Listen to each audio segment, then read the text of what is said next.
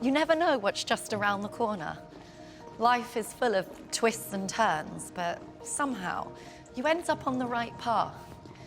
When I look back at my life and zoom out to see the bigger picture, my journey from self-starter to successful entrepreneur has been full of unexpected moments. Oh, you dropped this?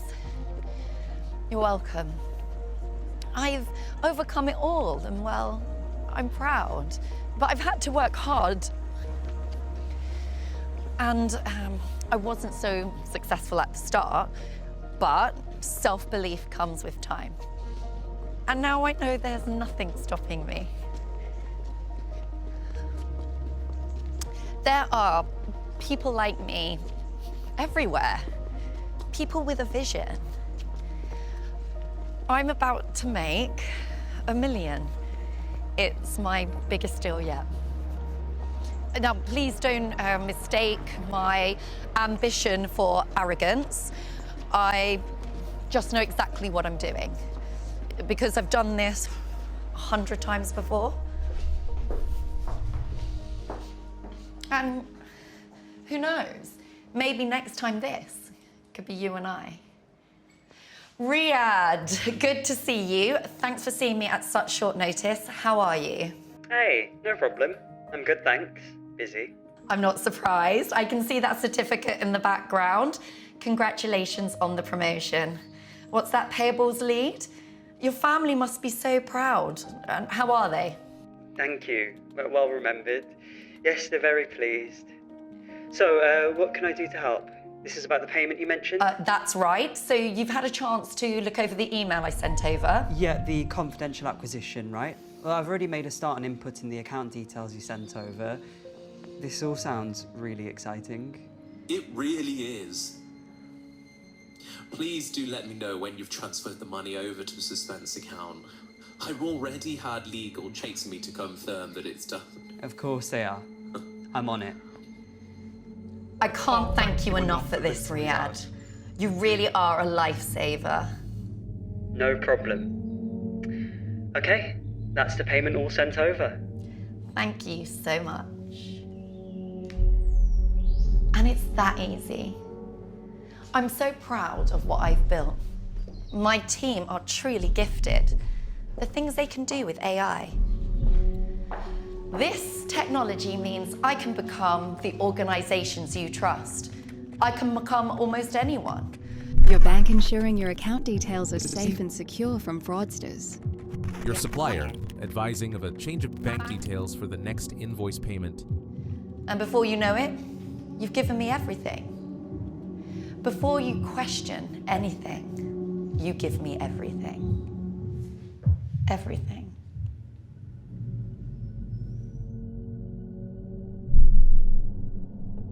AI has emerged as a powerful tool for businesses and for fraudsters.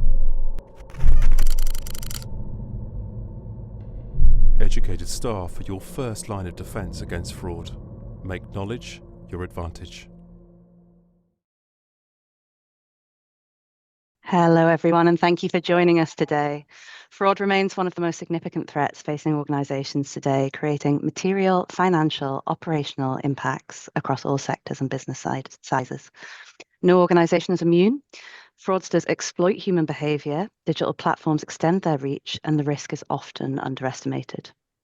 With AI now embedded in many banking scams, this is no longer a future concern. It's a current and evolving challenge. In the era of artificial intelligence, fraudulent activity can appear highly credible and may look like business as usual, making it harder to detect and to prevent. I'm Lindsay Hind from Global Payment Solutions Client Service, and I'm joined today by Simon May, Director of Fraud Management, and Praveen Naidu, Head of Fraud for Asia and the Middle East, to help us better understand these threats. Simon, please introduce yourself. Hello everyone, I'm Simon and I lead transactional fraud for HSBC. My role is to help protect our customers from the ever-changing threat of fraud, particularly as criminals are evolving and using things like AI. Thank you so much. Praveen, please introduce yourself. Thank you, Simon. Thank you, Lindsay. Good morning, all. My name is Praveen and I head fraud for our corporate and institutional banking business across Asia and Middle East. My primary job is to help safeguard you clients alongside Simon, as well as the bank in this ever-evolving space of fraud. Thank you both. Finally, before we get started, just a little bit of housekeeping. So the Q&A will be open throughout the session. Please do submit your questions via the Ask a Question button below, and we'll leave some time at the end to get through as many as we can. Translations are available via the Languages button, but please note these are AI generated, so some translations may not be fully accurate. Now, before we begin, I'd like to hear from you in a quick poll. You will see a box titled Polls just below the Ask a Question box. So if I could encourage you to navigate here, and please let us know, how confident are you that staff in your organization can identify AI-enabled scams?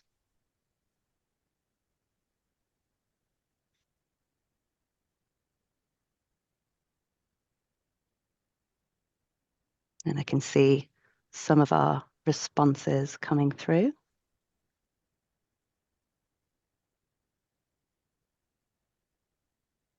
We've got some somewhat confidence, we've got some not confidence. So hopefully we can get that confidence up through this morning's session. Simon, could I invite you to share an overview of how AI is reshaping the fraud landscape and what this means for businesses today? To start with, fraudsters think and operate just like any legitimate business would. So AI is an opportunity for them. And I think there are three main ways in which it presents an opportunity, in which they're already using. The first of all is scale. AI enables fraudsters to carry out their attacks at much bigger scale than anything we've seen before, and it reduces barriers to entry. So criminals don't necessarily need all the technical acumen that they may previously have had.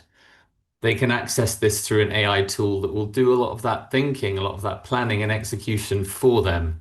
So they can do this, attacking many more potential victims in a short space of time across multiple geographies. So to summarize scale, bigger. Adaptive. Another way I would describe this is, better. That they can become much better at carrying out their attacks through the use of AI. They can develop tools. They can use things like phishing emails that are so much more targeted, so much more effective. Perhaps the days of easy to spot spelling mistakes, simple scams are starting to move behind us into the distance. And we're beginning to see more sophisticated attacks as the norm, because it's very easy to access those now through this age of AI. And finally, targeted. So criminals can use AI to understand more about their potential targets. And they can use that to pretend to be someone who may have the trust of their target much, much more easily and effectively. So kind of to summarize, they can go bigger. They can do it with more ease. It's easier to access the tools and to commit the attacks. And it's also better. They can be more accurate. They can be more targeted. They can do this across multiple industries and sectors and geographies with fewer constraints than they previously had. But I would say there are two sides of this coin. This isn't all about a threat and an opportunity for criminals. It's also an opportunity for those that are defending against this.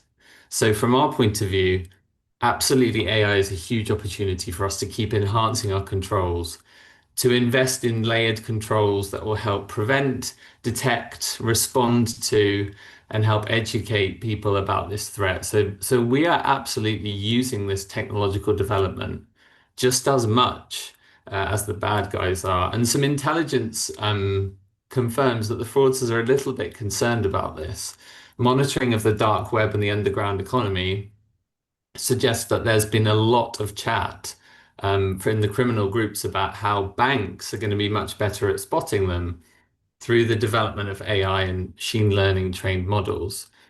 And it's true, those are things that we are actively working on and already have some of that technology in place. So what I would say about how the criminals will adopt it and use it is they will be faster. They don't have to quite go through the same level of change control, governance, and control that banks would have to. So they'll always be quicker, but rest assured, we are using this technology to our advantage as well in combating this threat. Simon, thank you so much. Praveen, building on that, could you outline some of the most common AI-enabled attacks that organizations may face? Sure. So we've continued to see what we were previously seeing as the most common attack types. You've got them on screen, but we are starting to see the use of AI, the point Simon mentioned of adaptability. But we are starting to see the AI being used in these common attack types. I'll start off talking a little about what is business email compromise. It's typically an email-based attack where criminals impersonate as a trusted party. It could be your supplier, it could be your service provider, it could be your colleague, with the intent to redirect a payment to an account that they control. With the help of AI, they are able to create much better crafted emails, very target context aware emails, and they're able to replicate the tone, the timing of when they intercept the or land the email more to make it appear very real and appealing. Now, one thing that we always emphasize and how you could safeguard yourself from this is to have suitable processes in place where extra caution is applied whenever there is a request for change in account number.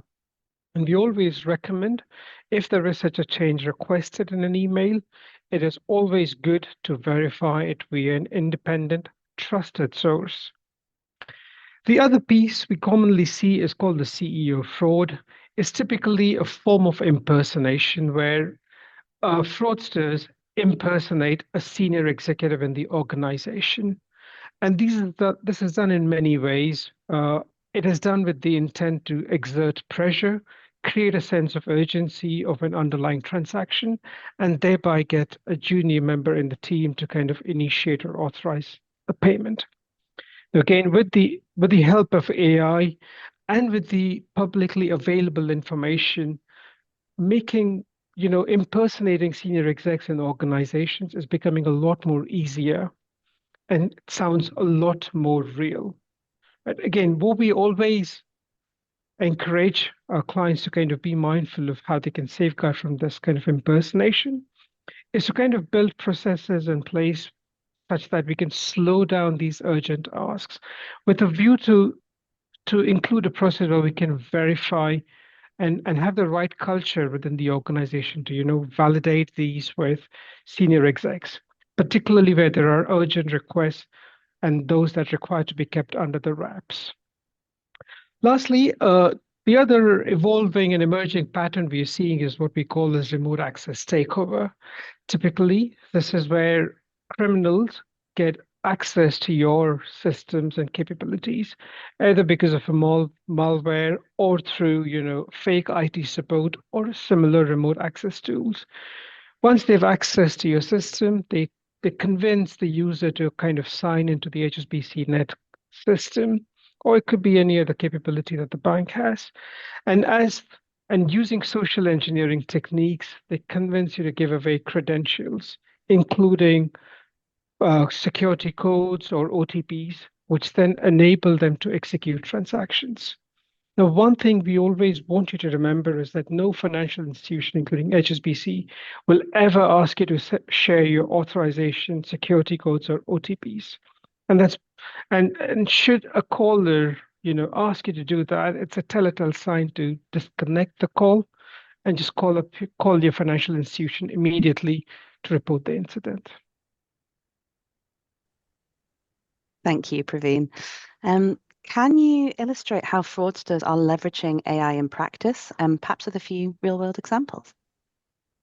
Sure, that's an interesting and ever-evolving topic, but the most common ways we're seeing this happen is through voice spoofing. And then to the examples that I was talking about previously, voice spoofing is kind of proving to be a very strong technique capability that's being used, where fraudsters, spoof the voice of a senior member senior executive in the organization and approach junior members in the organization, impersonating the senior exec. And this is proving to be quite effective in some of the events we've seen in the recent past. What we're also seeing being used alongside the voice spoofing is, use of AI to kind of create a real near resemblance of the senior exec. And we've seen that enough, I think. Most of us would have read that in the media as well, of how deepfake versions of senior politicians, Hollywood actors, etc., are being used by fraudsters.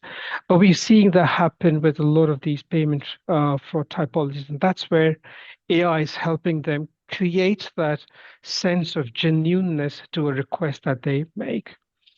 AI is also helping fraudsters, scrape through huge amount of data available in the public media to make the narratives that they use sound more compelling.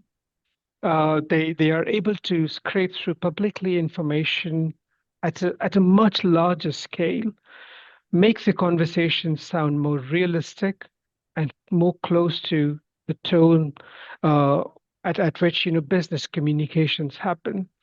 And as Simon mentioned, the piece about looking at spelling mistakes, poorly worded emails, etc., is long gone behind us, and Gen AI is taking us to the next level. Thank you so much. Lots to think about there. So time for another audience poll. So we would like to hear from you on which of these threats you are most concerned about. Praveen has outlined some of the activities we're seeing. Which of these are you most concerned about for your organization?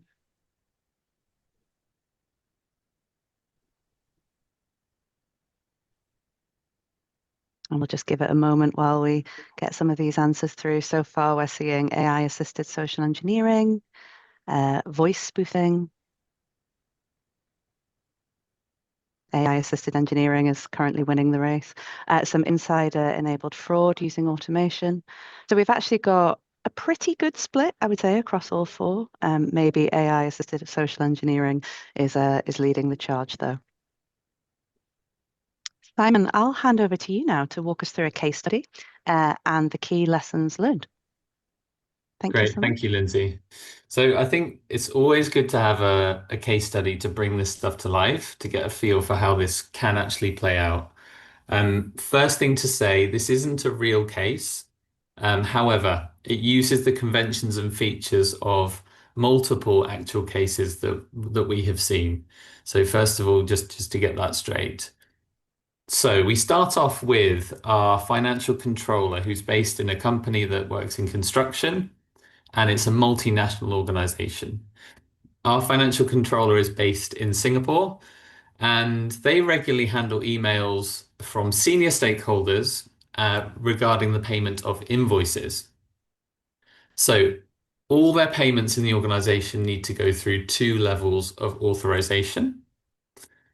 However, the financial controller generally instructs more junior team members to input the payments, and then she approves the payment. So you have the 2 levels of authorization, but she's generally asking a junior member of the team to input whilst she then approves. So the organization issues regular communications on email fraud, so they keep their colleagues up to date, emphasizing the need for enhanced care, due diligence, particularly when the payment requests are unexpected or there's a change in bank account details. All sounds fairly standard so far until we move on. So our financial controller receives a video call from the group CFO, and it's via WhatsApp. So the financial controller hasn't met the CFO personally, but they're very familiar with their appearance and voice. If you work in finance, you probably know who your CFO is. Well, everything lines up. The appearance of the person, the voice completely aligns with their expectations and what they're imagining. So during the call, And imagine if you're this person, imagine if you're the financial controller, you're on a call with the CFO. The first thing that I would say about this is you're inherently likely to have a high degree of trust in that person, and you're very likely to be compliant with what they're asking you to do. That's an inbuilt kind of psychological bias that is very likely to be there. So during the call, the CFO advises that there's an acquisition taking place, a confidential acquisition, and there's a time-critical payment that needs to be made in conjunction with it that day, that evening, before close of business. And the caller says that the payment instructions and beneficiary details are going to be provided shortly. So that's our contact. And then we move on to the request.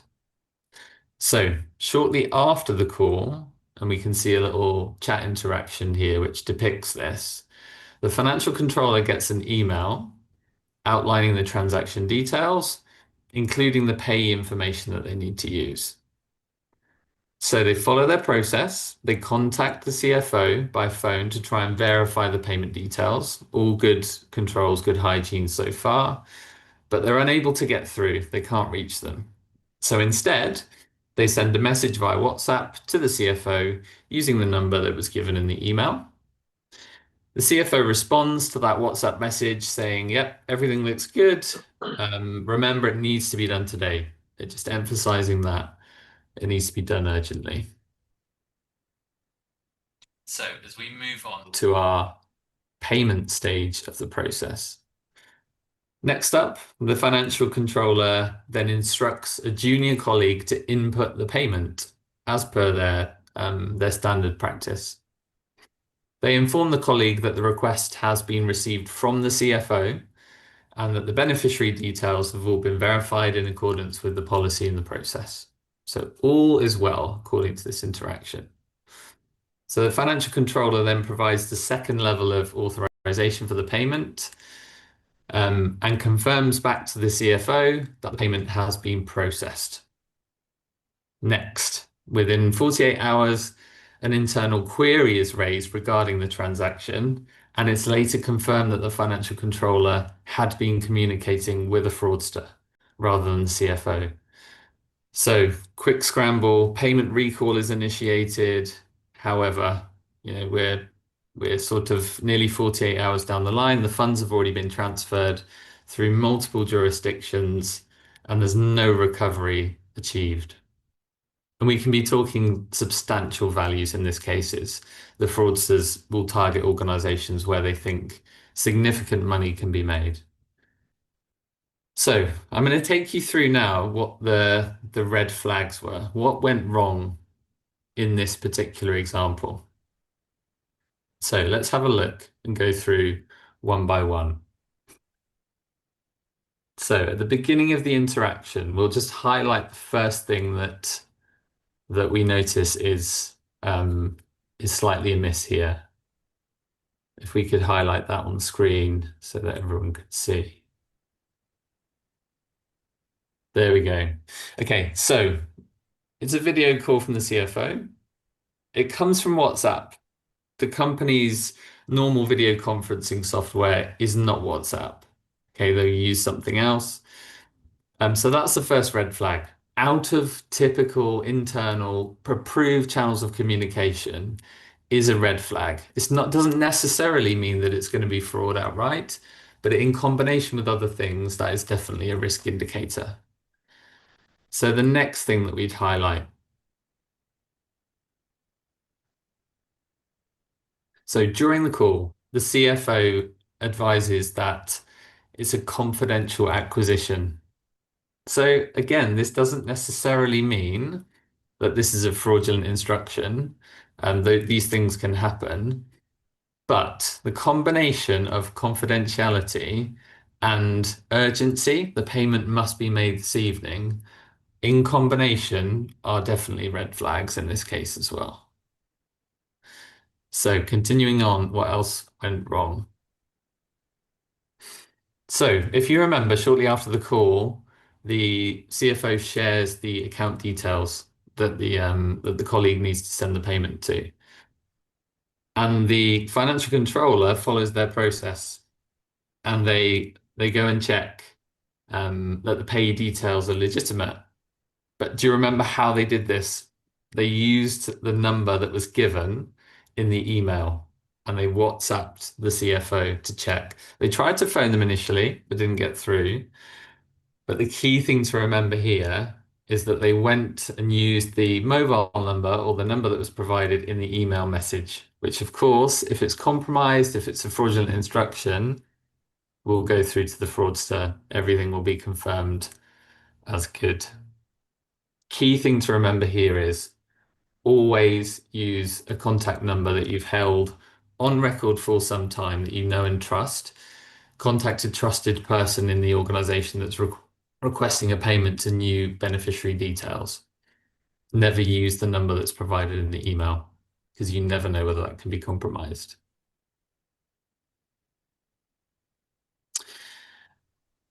Okay, so continuing on, we have our standard process. We have this two-stage authorization process, which is a great practice to have in place for payment security. However, the way that the financial controller is implementing it is really, really suboptimal. They're delegating the authority to input the payment to a more junior colleague, and then they're authorizing it themselves. So it kind of dilutes the importance and the power and the effectiveness of that control. Instead, they should be inputting the payment details themselves, and somebody else, somebody outside of the immediate situation, should be the one that reviews and approves that, because they can do so with that second pair of eyes, that critical thinking that is crucial to this control that didn't quite get executed as well as it could have. So key things to remember: urgency in combination with secrecy, a position of high trust, a senior person in the organization, communicating out of approved communication channels, and then following controls, but delegating to a more junior member of staff and then approving yourself. In combination, these things led to this fraud being successful. And on the outside looking in, some people could say, well, they had a decent suite of controls, and they did in principle, but the way in which that they were implemented was suboptimal and led to this case, this fraud being successful. Simon, thank you so much. Really interesting to hear about how organizational controls can reduce or mitigate the risk, and actually how they need to be implemented and work together. Just before I Praveen to speak again, just a reminder, everybody, that the Q&A is live. So please do continue to get your questions in via the Ask a Question button if you have any questions at all on today's content. Thank you so much. Praveen, given what we've covered in the call today and what Simon has just ran through, what are the most important actions that colleagues on this call can take to protect their businesses? Thank you, Lindsay. There are a few things we'd urge to consider. One is to kind of maintain the hygiene and the sanity around fraud controls, as Simon alluded to, what we learned or observed in that case study. Always try and stick to company-approved communication channels, particularly for where there are high-value, urgent transactions. Caution against urgency and foster a culture where there is a practice to validate, do a second level of check on the genuinity of the transaction, right? The other thing we'd also recommend is whenever you get a request for a change in account number to be updated, or don't hesitate, and please do reach out to a trusted contact within the organization or at a supplier or your service provider on a trusted number and verify that change in account number. Please do not, as in the case we just seen, do not call back on a phone number listed in an email advising you of the change. There's also another way called the daily security codes, particularly that you could try and explore for where there is large value transactions coming in from very senior execs in the organization. For functions and teams that are closely involved with senior executives in executing large value transactions, you may want to consider introducing the daily secured codes, which is basically a code that is generated and made available to a select few who kind of deal with large value payments. And that's kind of revised every day and is communicated to relevant staff in a very secure manner. Make sure it doesn't leave the organization, right? Because that's very, very critical. Again, if done in the right manner, it can really help. And there's a classic example of someone just going a little beyond these things and exercising presence of mind. And if you've got time, please read about how Ferrari managed to safeguard themselves from one of these scams back in the day. It's a very, very interesting takeaway over there. With Gen AI, we can place a load on systems, but there's always the need to exercise human oversight, right? We always encourage that there is an element of human oversight executed. Again, do not dilute existing processes, like the one we saw in the case study.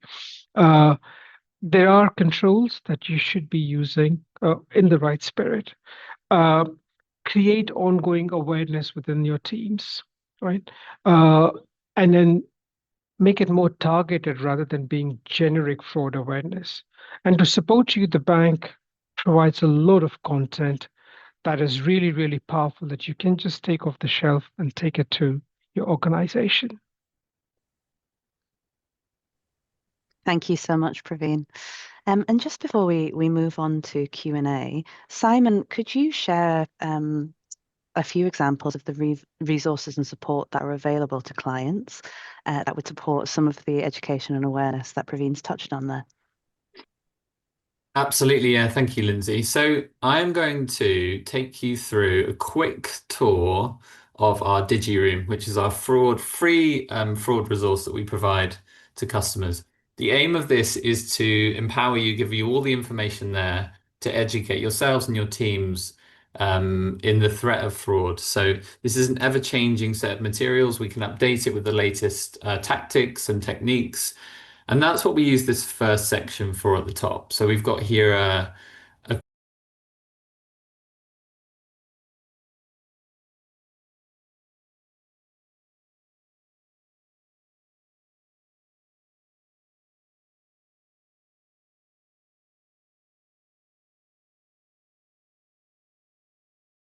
to make this interactive, to bring it to life.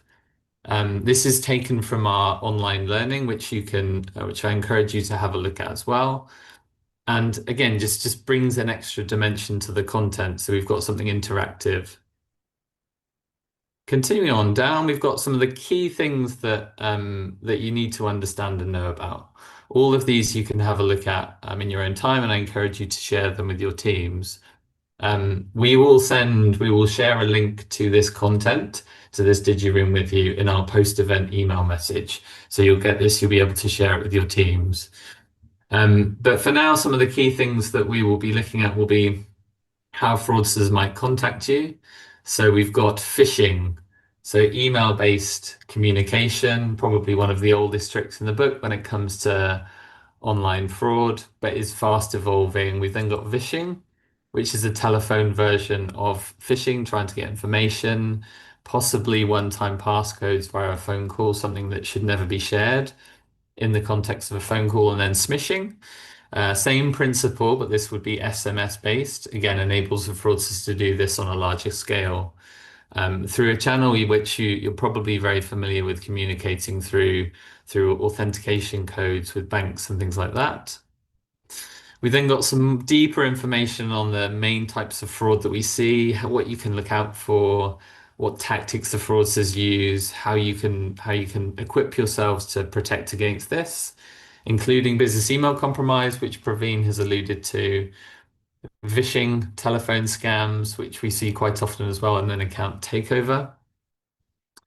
We've then got our video, which we shared at the top of the webinar, which illustrates the threat of generative AI and deepfakes in the fraud context. So this is a great story and shows perhaps how simple this can be to carry out some of this fraud.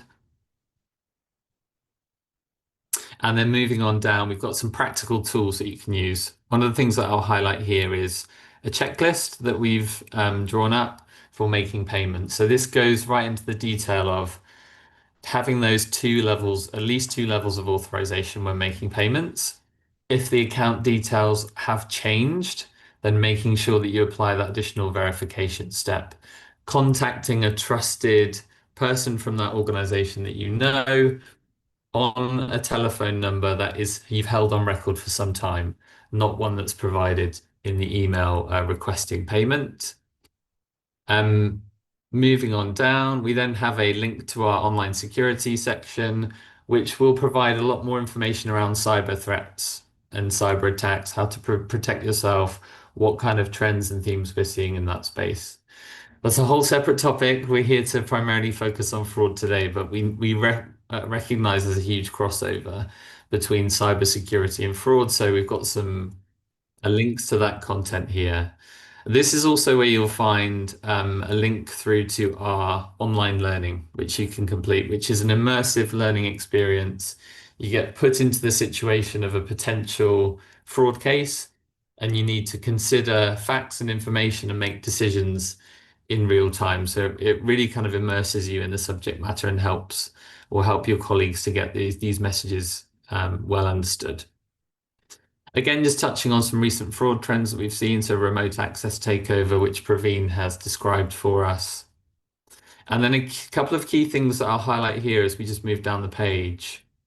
This is a question that we get all the time. How do I verify if it's the real HSBC fraud team that's contacting me? So we've got a great little solution in our online channel in HSBC Net and in the mobile app where you can check. You can actually run a check to see if a colleague from our fraud team in HSBC Net is actually on a live call with you. If they are, it will tell you their name and the fact that there is a live call to reassure you. That's all connected up to our internal systems to verify that that is really the case.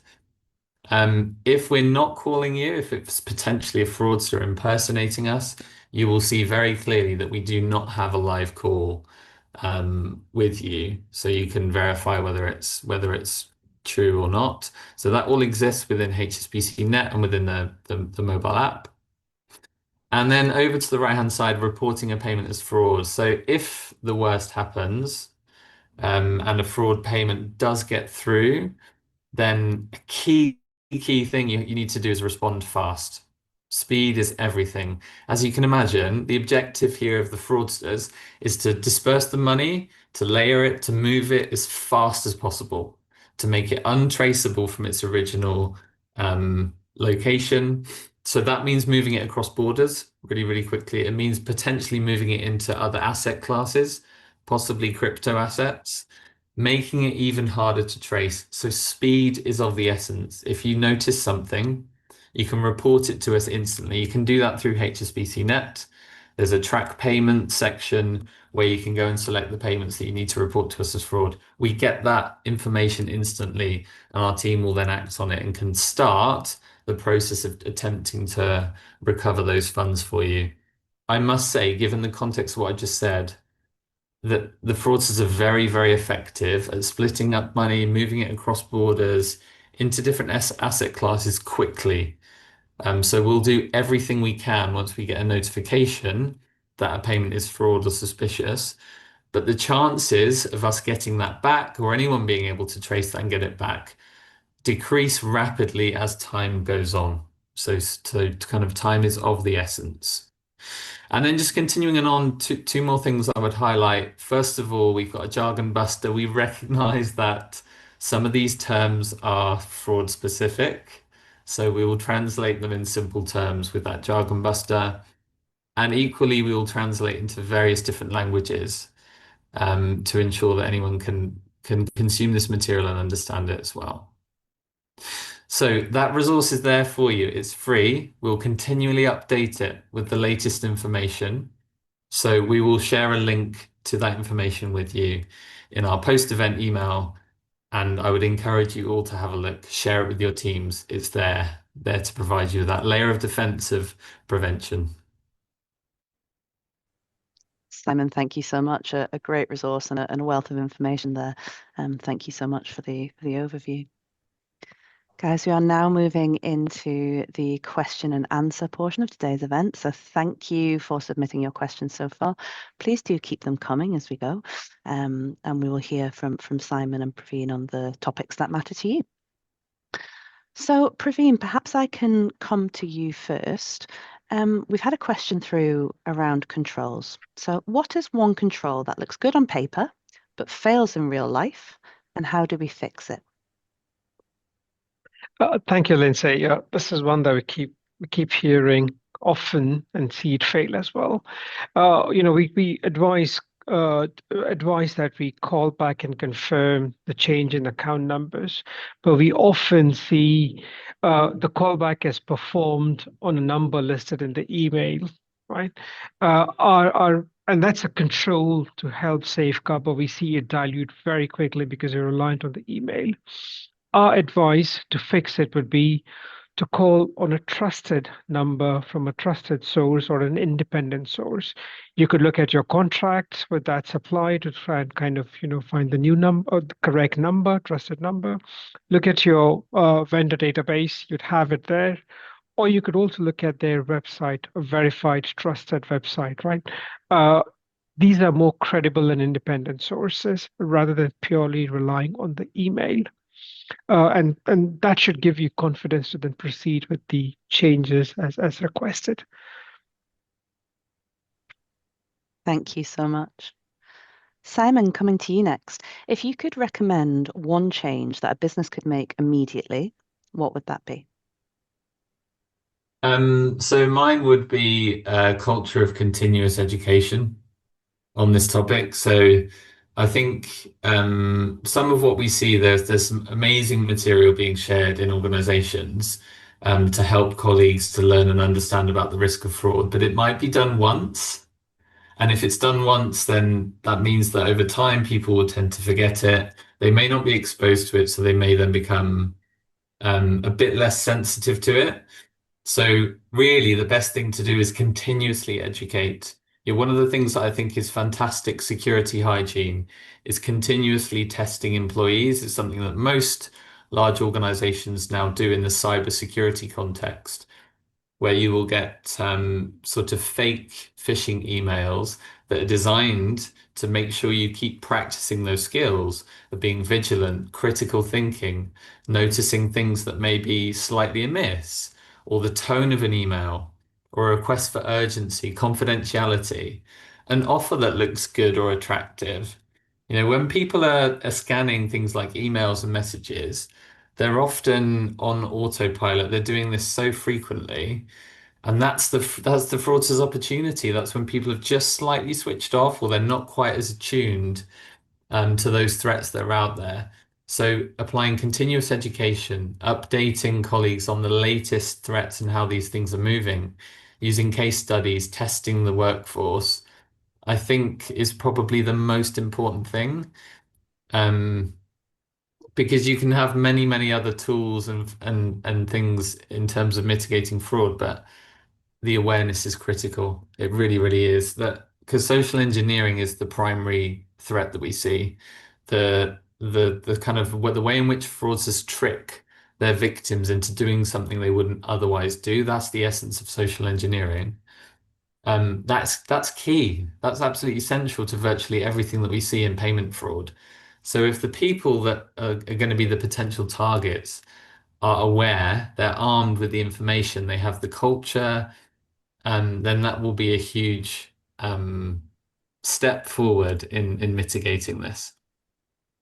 Simon, thank you so much. And that touch on social engineering was one of the themes that obviously came through our poll at the beginning. Another theme which came through our first poll at the beginning of today's event was around how can we prevent insider-enabled fraud. So Praveen, another question that we've had come through, are there controls which could reduce collusion or insider risk? Yes, there are. Thank you, Lindsay. There are controls, and then within HSBC Net, you have a lot of options, and we always uh, encourage customers to use the dual transaction control capability on HSBC Net. It Going back to the example that Simon mentioned, it is absolutely critical to follow the spirit of having dual transaction controls, right? Ensuring clear segregation of duties. In the example, had the finance controller created the payment, it would have obviously gone up to somebody more senior in the organization to authorize and then ensure it's released. Now, as a fraudster, it is difficult to trick two people on the same thing, and that kind of slows it down.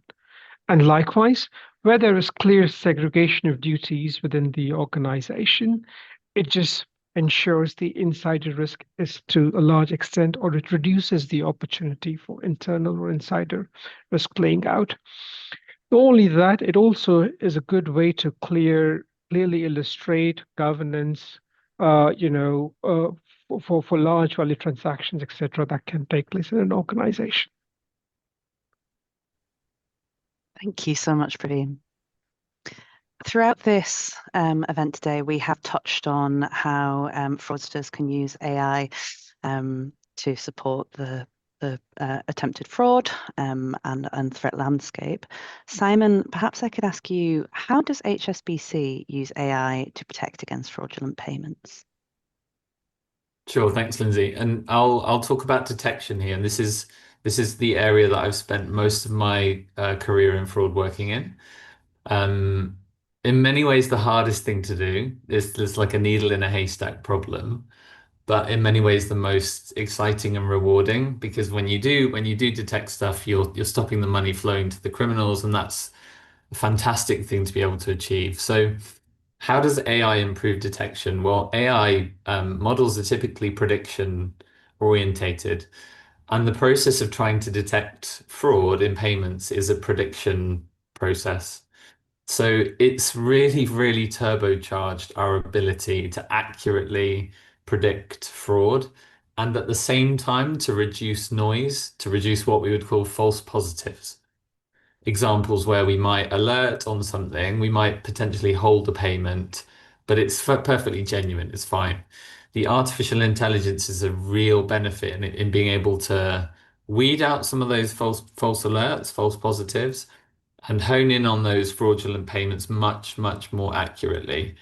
So if you think about the large language models which are used in many of the open source AI chatbots that are available, the same kind of things are being created for fraud detection, but you might call it a large transaction model. So you have an enormous data set of transactions on which the model is trained, and it makes a prediction about what transaction is likely to be coming next for this customer in their context of what they normally do, with what beneficiaries, in what timeframes, in what geographies, in what payment types and rails, what's likely to be coming next, and then evaluates what's actually happening next and calculates the degree to which that's deviating from what's expected.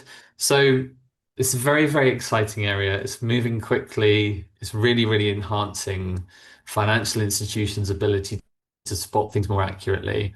As I alluded to briefly earlier on, the fraudsters are quite worried about this. This is one of the things that kind of keeps them awake at night, because it's a huge opportunity and it's really, really gathering pace. So that would be my key thing, and from my experience and my passion of detection, this is an amazing area. Simon, thank you so much, and really, really exciting to hear about all those activities. Thank you. Praveen, coming back to yourself, what are the red flags that an invoice is maybe legitimate looking, but the payment destination has been manipulated? Sure. A very topical one. We again see a lot of our customers falling into this. So a good question there. I think what we advise is watch out for bank detail changes that are close to payment due dates, or or there is a reference to verbiage like in the email, about, do not call kind of a tone, right? Which leaves you wondering, why would somebody say that? Because typically you'd ask for a confirmation to be made once the payment's done. Again, should be on a trusted number. If you see bits like those in the email or the invoice that is advising you of a change, stand back and take a closer look. Also look out for, things that if it's going to go to a new country, a different currency, small inconsistencies that don't sound legitimate to you, what you would expect to see from your supplier. Those would be some of the red flags we would say just look out for. Again, because invoices again come along with the change in IBANs, right? Saying this is a new one replacing the previous one, and look out for these signs. Thank you so much, Praveen. And Simon, when you demoed the DigiRoom for us all during the session, you touched on the fact that speed is one of the things that is of essence if you suspect that you may have fallen prey to a fraudster or a fraudulent payment. Perhaps we could just touch again on how our clients can report fraud using our tooling and any other pertinent topics that you may have there, Simon. Sure. Yeah, absolutely, Thank you. Lindsay. Thank you. So, number one thing, as you just alluded to there, time is of the essence. The fraudsters design their processes to move the money, to break it up, to move it across borders, into and out of different asset classes really, really fast. So the number one thing to do is report quickly. The fastest way you can let us know about fraud if the worst has happened is to go to HSBC Net, go to track payments, and report the fraud within that part of HSBC Net. That will trigger an alert to us immediately, so our team, which works 24/7, can start looking at that and can start the process of recalling the funds. Now, as I've kind of mentioned before, that's not necessarily a guaranteed success. We will do everything that we can to trace that money for you and to return it back to you. But the fraudsters are very good at breaking it up, moving it quickly. So we're up against time. If you can let us know as quickly as possible. If you don't have access to HSBC Net, if you need an alternative, immediately get in touch with your normal point of contact with the bank, whether that's your relationship manager, client services. Tell us fast, and then we can start acting on it as quickly as possible. Simon, Praveen, thank you both so much. Unfortunately, I think that is all the questions we have time for today. So perhaps I can leave you with some key messages. So we've heard from our speakers that AI is fueling attacks on organizations of all sizes. This is an immediate and a real threat, and we're seeing examples across the industry already. Education is vital. Many of these attacks can be prevented by ensuring key colleagues are informed and prepared, and attending events like today is a great first step. Most critically, support is available. We've developed resources to help you and your organization, so please do visit the Fraud Risk DigiRoom and continue your awareness. We will share a link to that in the closing materials after today's session. Thank you so much to our speakers for their insights. Thank you for joining. And finally, we would love your feedback on today's session. So please do share your views via the short survey that will appear on screen at the end of this call. Thank you so much, everybody.